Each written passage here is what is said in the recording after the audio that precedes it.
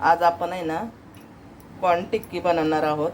मी ही roast करून आहे ना ही 4 मके घेतलेले आहेत अख्खे।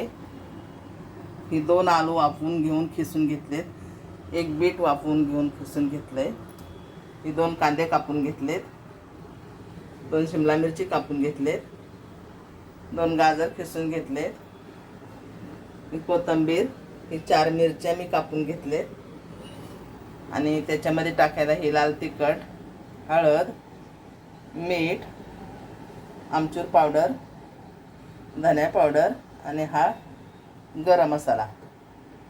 आणि ही बेसन आहे ना मी 1 वाटी भाजून घेतलंय।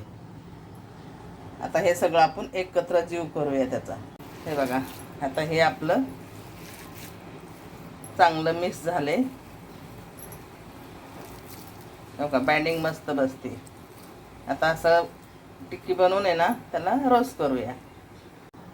बघा आता आपण ही टिक्की बनवून घेतली, आता आपण ह्याला रोस्ट करायला ठेवू।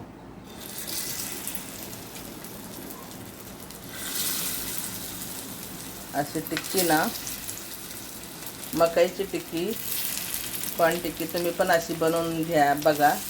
त्याच्यामध्ये कशा सगळ्या भाज्या जातात आणि पोरं पण आहे ना आवडीने खातात आणि हेल्दी आहे। मी असं रोस्ट करून घेणार आहे त्याला। मी काय शालू फ्राय नाही करणार, डीप फ्राय नाही करणार, शालू फ्राय करणार आहे।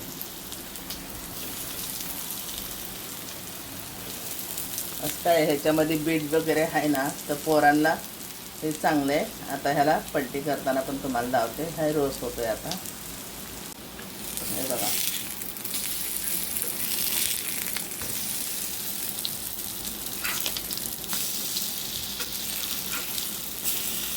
छान बनतात, तुम्ही पण असेच मकाईचे बनवा।